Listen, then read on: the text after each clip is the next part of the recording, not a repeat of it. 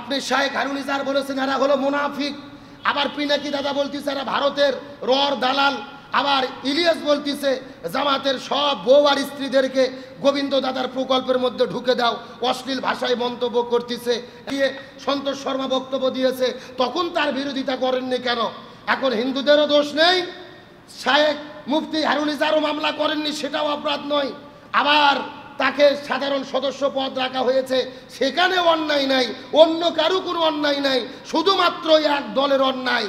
তার মানে বোঝা যায় এটা শুধু ভুল ধরা না, এটা হিংসার থেকেও সমালোচনা করা। এ ভুল বুঝেন না, ভুল হলে অবশ্যই সমালোচনা হবে, এতে সাফ হবে, ভুলকে ভুল বলবো, সত্যকে সত্য বলবো, মিথ্যাকে মিথ্যা বলবো। তবে একেবারে সমালোচনার নামে ডাইরেক্ট একটা কথা পরিষ্কার করে বলি, যদি ভারতের রর সংগঠন দালালি করত তাহলে তাদের নেতৃবৃন্দুর ফাঁসির দড়িতে ঝোলা লাগতো না, এই বাংলাদেশে এত অত্যাচার নির্যাতন সহ্য করা লাগতো না। সুতরাং সমালোচনা করেন, তবে সমালোচনা করতে গিয়ে কারো প্রতি যেন জুলুম না হয়, তোহমাত না হয়, মিথ্যাচার না হয়, এটা আমাদের সত্যটা উপলব্ধি করা দরকার। সত্যকে সত্য বলেন, মিথ্যাকে মিথ্যা বলেন।